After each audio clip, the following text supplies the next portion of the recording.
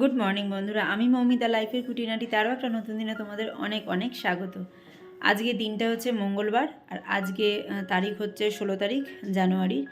তো 16 তারিখই তো আজকে থেকে মেয়ের পরীক্ষা শুরু হলো। তো এটা হচ্ছে অ্যানুয়ালের আগে একটা PP3 বলে একটা পরীক্ষা হয় ওদের।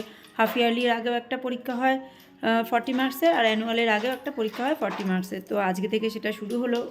তো আজকে হচ্ছে ম্যাথ পরীক্ষা, তো ও গেছে পরীক্ষা দিতে। আর আজকে তো আমাদের এখানে যা কুয়াশা পড়েছে তোমাদেরকে কি বলবো। আমি যখন 6টায় উঠেছি তখন দেখি পুরো অন্ধকার। মানে এরপর একদিন তোমাদেরকে দেখাবো আমি যে সকালবেলাটা যখন আমি উঠি তখন কীরকম চারিপাশটা থাকে।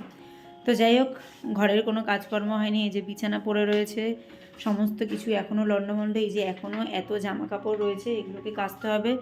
ঘুরতে যাওয়া না তো, ঘুরে ফিরে এসে তার শাস্তি ভোগ করতে হয়।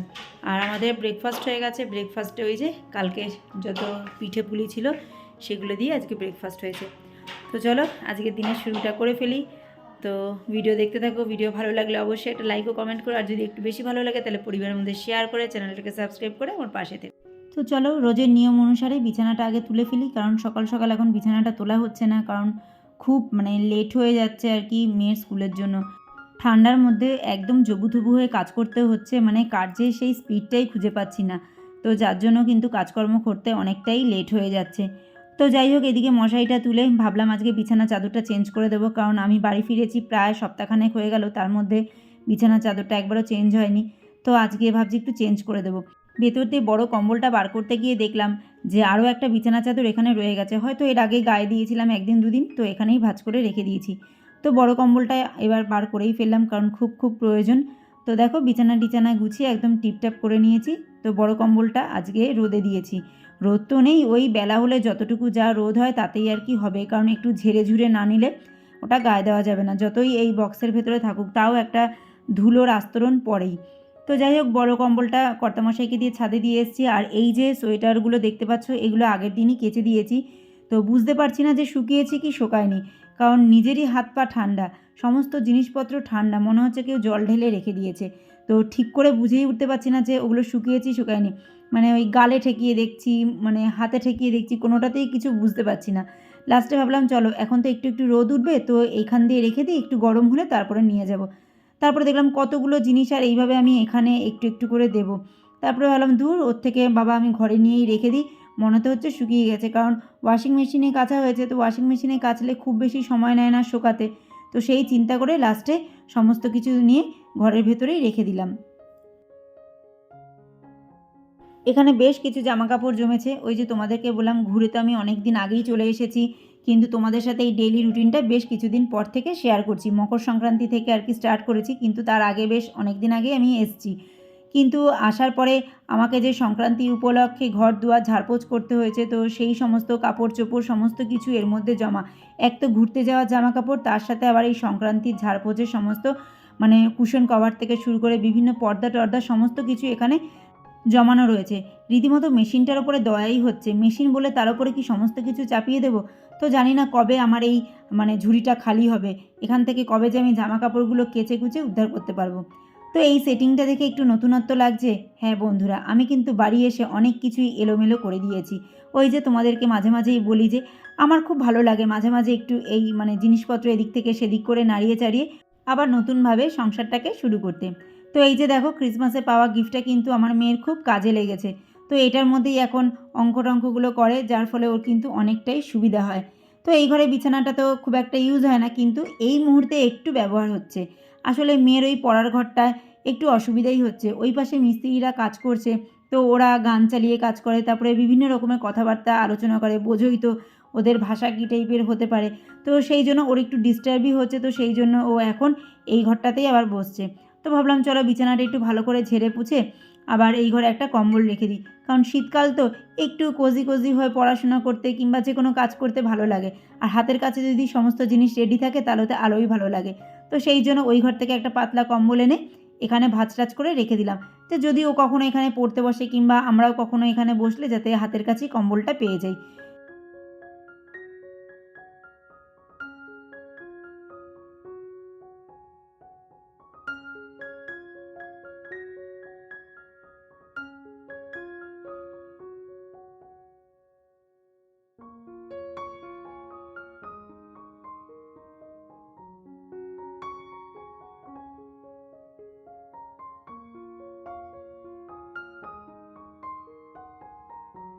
তো চলো তোমাদেরকে একটু বলে দিই, টিভি ক্যাবিনেটটার পাশে শুধু তো গাছগুলোই ছিল, তো তার সাথে এখন আয়নাটাও যোগ হয়েছে। আর সোফাটা কিন্তু আমার এই জানলার ধারে ছিল, সেটাকে এপাশে নিয়ে এসেছি। ফ্রিজের মুখটাকে ঘুরিয়ে দিয়েছি। আর এই ছোট্ট যে ওয়ার্ড্রপটা দেখতে পাচ্ছ আর কি, বক্সটা দেখতে পাচ্ছ, তো এটা কিন্তু আমার ঘরের ভেতরে ছিল, এই পাশের ঘরে ছিল আর কি, তো সেটাকে বাইরে এনেছি। আর এই যে লাল যে আলমারিটা দেখতে পাচ্ছ ছোট্ট, সেটা তো বাইরে ছিল, তো সেটাকে ঘরে নিয়ে এসেছি। তো এইভাবেই আর কি জিনিসপত্র একটু এদিক ওদিক করে আবার সুন্দর করে ঘরটাকে সাজিয়ে নিয়েছি। তোমরা যারা আগের থেকে আমার ব্লগগুলো দেখো তারা তো বুঝতেই পারছো, আর যারা নতুন দেখছো তাদের কাছে হয়তো নতুনত্ব লাগছে, তো হয়তো আবার কিছুদিন পরে দেখবে এই জিনিসপত্রগুলো আবার এদিক থেকে অন্যদিকে চলে গেছে। তো এইভাবেই কিন্তু আমার জীবনটা আর কি বছরের পর বছর এইভাবে আর কি চলছে। তো দেখো এই যে কর্তামশাই আর কি ছাদে এটা দিয়ে গেছিলো সকালবেলা, তো এখন আমি এসেছি এটাকে একটু ভালো করে ঝেড়ে নিতে। কারণ এটাকে যদি একটু ঝাঁটা দিয়ে বাড়ি মেরে মেরে না ঝাড়ি না, তো এর গায়ের থেকে যে ধুলোটা, সেই ধুলোটা আর কি পড়বে না। আর দেখতে পাচ্ছ এখনও সোয়েটার খুলিনি, বাইরে কিন্তু সেরকমভাবে এখনও রোদ ওঠেনি, জাস্ট হালকা একটু রোদ উঠেছে, মানে মানে কি বলবো, রোদে যে কম্বল গরম হয়ে যাওয়া সেই গরম কিন্তু এখনও হয়নি। মানে রোদে না দিলে এটাকে আমি গায়ে দিতে পারবো না, আর যা ঠান্ডা পড়েছে, আমি যে এতদিন পাতলা পাতলা দুটো কম্বল ইউজ করছি তাতে আর চলবে না। তো সেই জন্য এটাকে একটু ঝেড়ে পুছেই রেডি করে নিচ্ছি।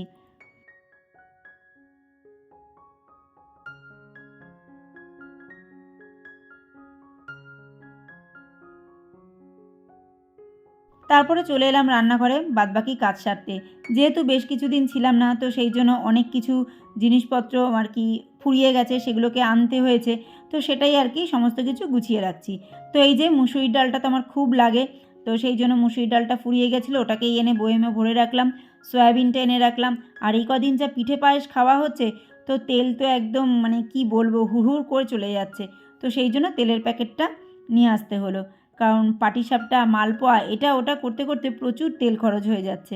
আর সয়াবিনটা থাকলে কী হয় বলো তো, মেয়ের টিফিন, তারপরে চটপট করে আর কি যে কোনো কাজে আর কি করে ফেলতে পারি সয়াবিনটা একটু বাড়িতে থাকলে। তো সেই জন্য আর কি এই কটা মুদি জিনিস ছিল না, যেগুলো আনার দরকার ছিল সেগুলোই নিয়ে আসলাম। এসে সেটাকে আবার জায়গায় গুছিয়ে রেখে দিচ্ছি।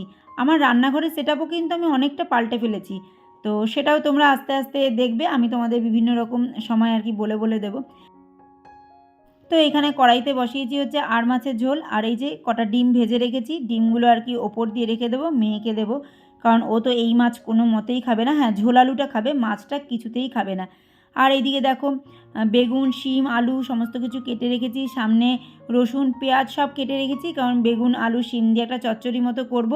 ঘরের বাদবাকি কাজকর্মগুলো করতে করতে আমি ভাতটা করে নিয়েছিলাম, তো এখন এই তরকারিগুলো করব। তো ওইদিকে আমার মাছের তরকারিটা হতে হতে এইদিকের বাসনগুলো মেজে নিই।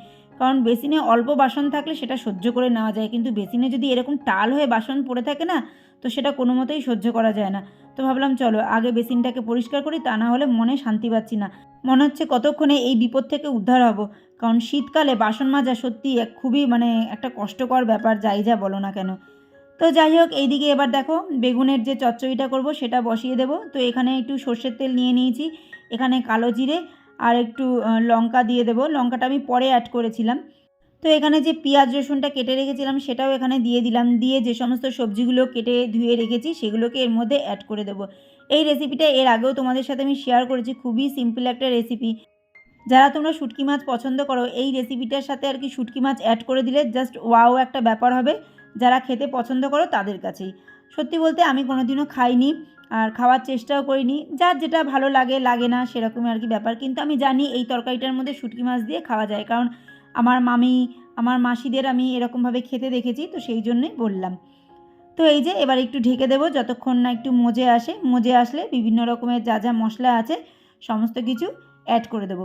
মশলা বলতে যেগুলো আমরা বেসিক হলুদ, নুন, লঙ্কার গুঁড়ো, ধনের গুঁড়ো, সেইগুলো একটু একটু করে অ্যাড করে দিয়ে ভালো করে নেড়ে চেড়ে সামান্য একটু জল দিয়ে মাখা মাখা করে নামিয়ে নেব।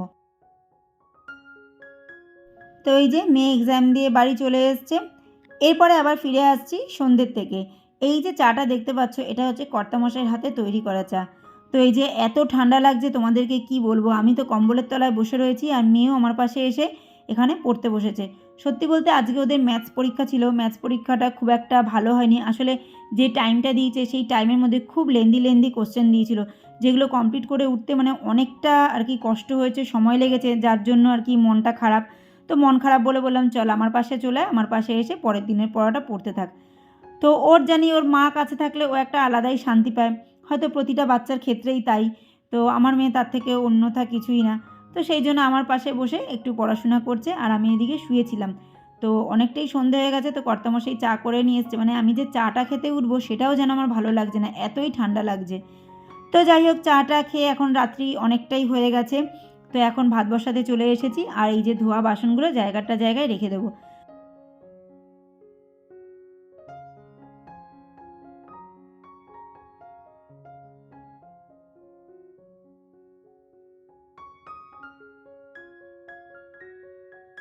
তো বন্ধুরা, আজকের দিনের মতো গল্প আমার এখানেই শেষ। আজকের পর্ব এখানেই রাখছি।